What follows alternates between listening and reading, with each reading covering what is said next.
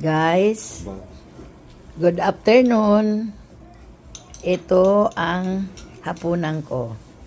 Ngayon, mabate rice. Masbate rice. Ito, barbecue, dalawa, pork. At ito, okra. Ito avocado. Ayan guys. Ayan. Strawberry and yan. Yan ang mga pagkain ko ngayon araw na to mga guys. Ayan. Ito, melon. Ayan guys. Okay na. Hindi ko na kinakain yan guys. Ito hindi ko na kinakain. Pero naglalaway ako guys.